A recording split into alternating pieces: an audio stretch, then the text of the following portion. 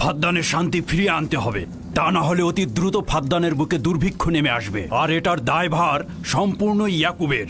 কি করে করি বলো? ইয়াকুব এখানে ভেড়া রক্ষণাবেক্ষণের প্রধান ব্যক্তি, অর্থনৈতিক চালিকা শক্তিও বটে, আর ও কিনা হয়ে গেল এখানকার বদখদের প্রধান কারণ। হ্যাঁ, কারণ ও এখনো ইস্তারের কুফুরি করেই যাচ্ছে। ইয়াকুব তো ব্যাবিলনের খোদাদের উপর ঈমান আনেনি, কিন্তু তারা তো কিছু বলেনি। ব্যাবিলনের খোদাদের প্রতি ঈমান না আনলেও তাদেরকে কখনো অবজ্ঞা করে কথা বলেনি, কিন্তু এখানে তো সে মহান ইস্তারকে অবমাননা করেই চলেছে। তুমি অবশ্যই তাকে শান্ত করবে। অবমাননা করে? অবশ্যই করে। তুমি কি কখনো ভেবে দেখেছো যে ব্যাবিলন রাজ্য কেন তোমাকে নিয়োজিত করেছে? তাহলে এটাও জেনে রাখো কেন আমাকে গভর্নর নিয়োগ করা হয়েছে। উত্তম হলো এটা জানা যে আমি ব্যাবিলন থেকে ফরমান গ্রহণ করি, না তোমাদের থেকে, না তোমাদের ইস্তার থেকে। যদি ইস্তারের মন্দিরের ধর্মগুরু বাবেল এই কথাগুলো তুলে ধরেন তবে কোনো অসুবিধা নেই তো?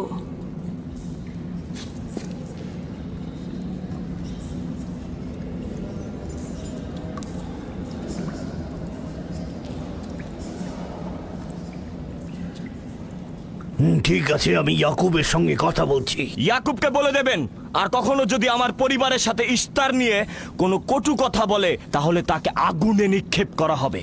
কুকুরের ছানা তার বাবা মার কাছে ঘেউ ঘেউ শেখার আগে নেকড়ের কাছে ছিন্ন ভিন্ন হয়ে যায়। তোমার নিজের জবানের হেফাজত করো। এবারের মতো ক্ষমা করে দিচ্ছি, পরের বার কিন্তু করব না।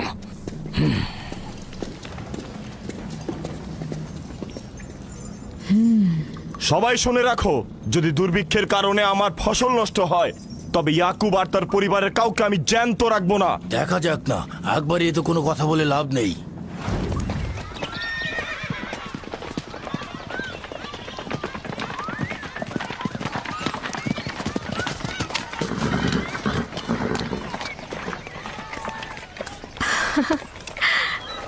আব্বাজান এসেছেন।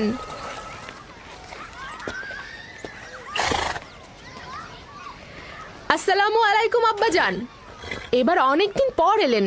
সালাম আব্বাজান। কি সৌভাগ্য আমাদের, ফাদ্দান আরামের মহৎ ব্যক্তি দেশের গভর্নর তাহলে সময় পেলেন মেয়েদের দেখতে আসার। এই ইয়াকুবটাকে নিয়ে আর পারি না। কি হয়েছে আব্বাজান? আবারও কি ইস্তার মন্দিরের ধর্মগুরুরা অভিযোগ করেছেন? তার মানে ফারদানের এইসব দাঙ্গা হাঙ্গামা ধর্মগুরুদের ষড়যন্ত্র। ইয়াকুব এগুলোর সঙ্গে জড়িত নয়, তাই তো? আব্বাজান, আপনি খুব ভালো করেই জানেন ইয়াকুব রেসালাত আর নিজের কাজ ছাড়া অন্য কিছুই করে না। কয়েক হাজার বছরের প্রচলিত ইস্তার মন্দিরের সঙ্গে তার কি কাজ? যদি সে এটাই চায় যে সে তার পিতামহের দিন প্রচার করবে, তাহলে সে আমাদের পরিবারের সঙ্গে করুক। কিন্তু মানুষের বিশ্বাসকে কেন অবমাননা করছে? আমার মনে হয় আব্বা আপনি ভুল করছেন। সে অবমাননা করছে না, সত্য প্রচার করছে। আব্বাজান, কিছু মনে করবেন না।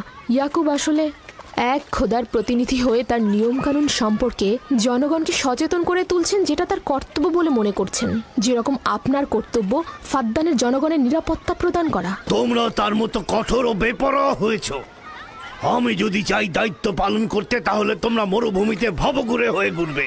আব্বাজান, আমি আর আমার বোন লিয়া আমাদের স্বামীর দিনে অটল আছি, তাই এক খোদার আইন বাস্তবায়নে আমরা তাকে সাহায্য করেই যাব। তোমরা সবাই দেওয়ানা হয়ে গেছো। তোমরা কেউ আমার অবস্থার কথা চিন্তা করছো না। তোমরা কি জানো, ব্যাবিলনের ধর্মগুরু যদি জানতে পারে আমার ভাগিনা ইস্তারের বিরুদ্ধে অপপ্রচার চালাচ্ছে, তাহলে আমার কি অবস্থা হবে ভাবো। আমি তখন কতটা বিপদে পড়বো। ইয়াকুবের খোদার শক্তি ওই বাবেলের মন্দিরের ইস্তারের থেকে অনেক বেশি। আব্বাজান, আমাদের উচিত হচ্ছে আমাদের নিজেদের খোদাকে ভয় করা, ওই পাথরের খোদাকে নয়। আমার না তার খোদার সঙ্গে কোনো কাজ রয়েছে, না এদের খোদা। শুধু বলবো ইয়াকুবের কোনো অধিকার নেই ফাদ্দানের লোকের কাছে আমার অবস্থান নড়বড় করে দেয়া। কি হয়েছে রাহেলা? রাহেলা, রাহেলা, কি হয়েছে রাহেলা?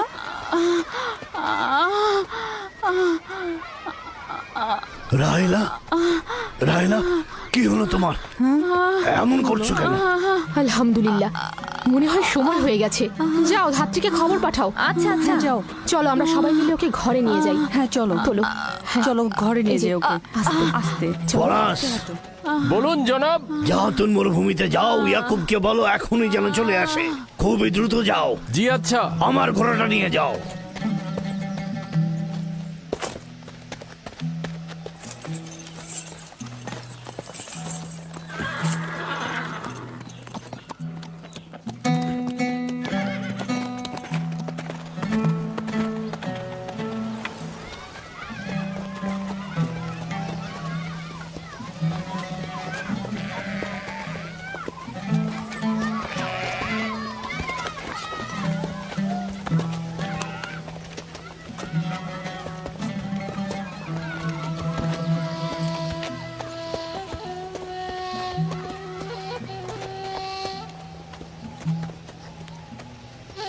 রাখালেরা চতুষ্পদী প্রাণীগুলোকে হেদায়েত করে, আর নবুয়াত ইনসানদের হেদায়েত করে থাকে।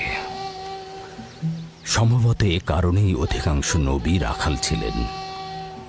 আমি ইসরায়েল ভেড়াগুলোর সঙ্গে আমার সন্তানদেরও মরুভূমিতে নিয়ে এসেছি, যাতে তারা হেদায়েত গ্রহণ শিখতে পারে। আমার সন্তান বনি ইসরায়েলেরা কেন ক্ষমতা ও পেশি শক্তিকে মূল দণ্ড হিসেবে মনে করছে?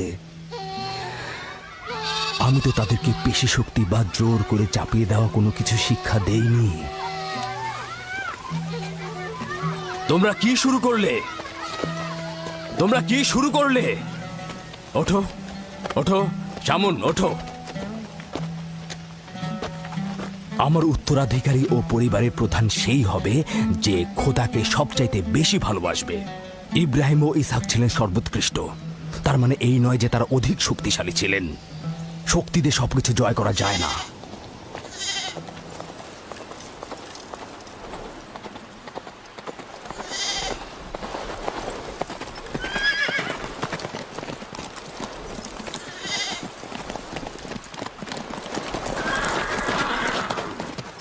কি হয়েছে ফারাজ?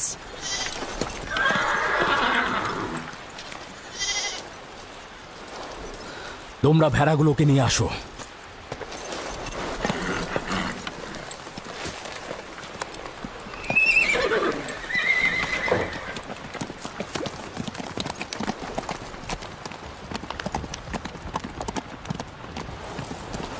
কিছু কি হয়েছে? আব্বাজান কোথায় গেলেন? কিছুই না, ভেড়াগুলোকে একত্রিত করো, আমরা ফিরে যাব।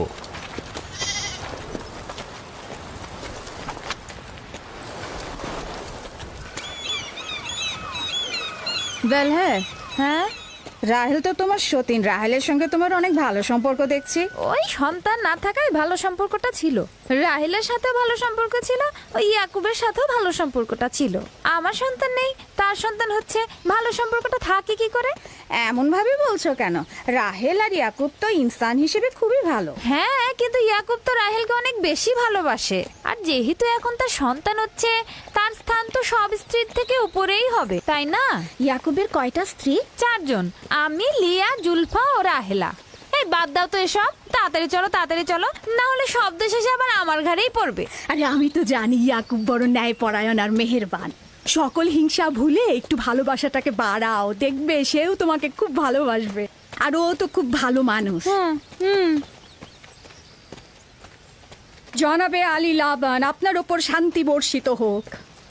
ভালো পুরস্কার পেতে যাচ্ছ, কিন্তু রাহেল আর তার সন্তানকে সুস্থ চায়। চিন্তা করবেন না, আমি অনেক অভিজ্ঞ ধাত্রী।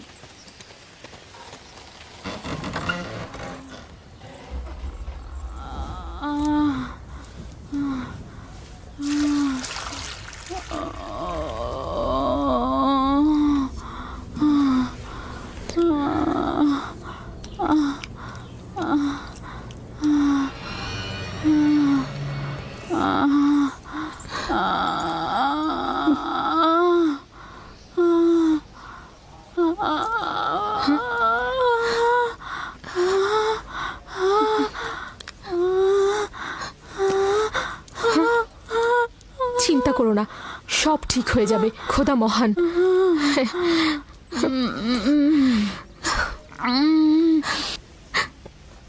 রাহেল, রাহেল, রাহেল, এই যে রাহেল, কি হলো? কথা বলো। রাহেল রাহেল রাহেল রাহেল তো রাহেল? বেহুশ হয়ে গেছে। রাহেল রাহেল চোখ খোলো। রাহেল কথা বলো। রাহেল রাহেল এই যে রাহেল। রাহেলা, হ্যাঁ এমন তো নয় তার উপর ইস্তারের খোদার রাগ পড়েছে।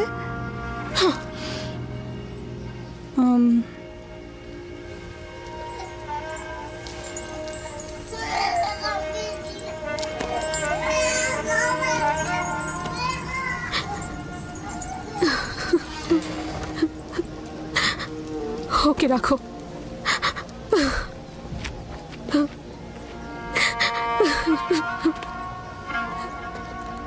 তোমরা তোমার খালার জন্য দোয়া করো, তোমাদের দোয়া খুব তাড়াতাড়ি কবুল হবে।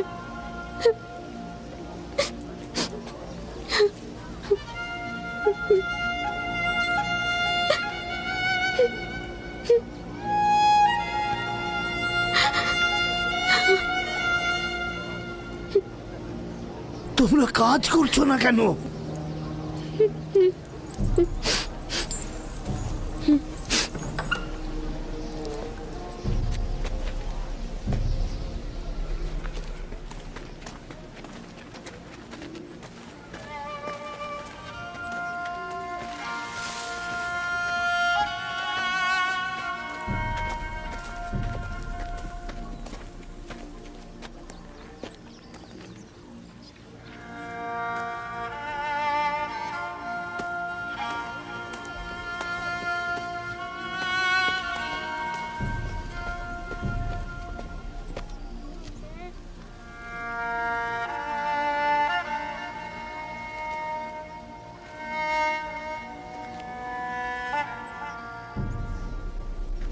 কেউ একজন ইস্তারকে রাগান্বিত করেছে।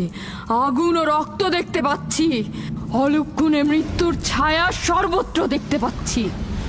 আগুন প্রথমে কাফেরের পোশাকের নিম্নাংশ গ্রাস করবে। যারা ইস্তারকে অবমাননা করেছে অতি দ্রুতই তাদের ধ্বংস আসন্ন। হ্যাঁ, ইস্তার তাকে ক্ষমা করবে না, অতি দ্রুতই সে তার শাস্তি পাবে। আমার মনে হয় ওরা ইস্তারের অভিশাপের ফল ভোগ করছে। ইয়াকুব তো সব সময় ইস্তারকে অবজ্ঞা করে কথা বলে। হ্যাঁ, ইস্তার বলেছিল কুফরিকারী কাফের তার রোশানল থেকে রক্ষা পাবে না। ইয়াকুব তো ইস্তার আর তার খোদাকে নিয়ে কত বেহুদা কথা বলেছে, মনে হচ্ছে তারই ফল ভোগ করছে।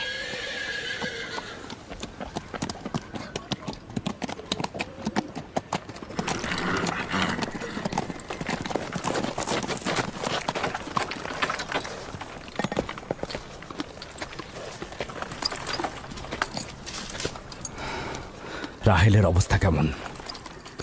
আমি কিছু বলতে পারছি না।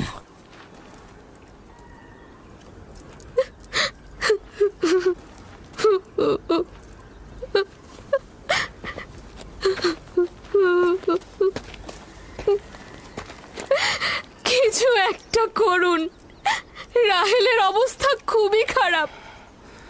শান্ত হও, খোদার উপর ভরসা রাখো। তিনি যেমন চাইবেন তেমনই হবে, ভরসা রাখো।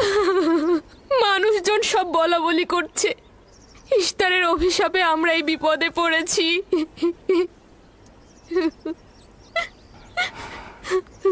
খুব ভালো। এবার দেখা যাক রাহেল ও তার সন্তানের খোদা সবচাইতে বেশি শক্তিশালী নাকি ওই ইস্তারে খোদা। খোদা রহম করো। তোমরা রাহেলের দিকে লক্ষ্য রেখো, আমি একটু আসছি। কোথায় যাচ্ছেন? আমাদের এই অবস্থায় ফেলে যাবেন না। শান্ত থাকো, আমার একাকিত্বের প্রয়োজন। তুমি খোদার সঙ্গে যা করার করো, আমি হাত পা গুটিয়ে বসে থাকতে পারবো না। আমি অবশ্যই হেকিমি চিকিৎসার ব্যবস্থা করব। আমি চিকিৎসকের নিকটে যাচ্ছি। প্রকৃত চিকিৎসক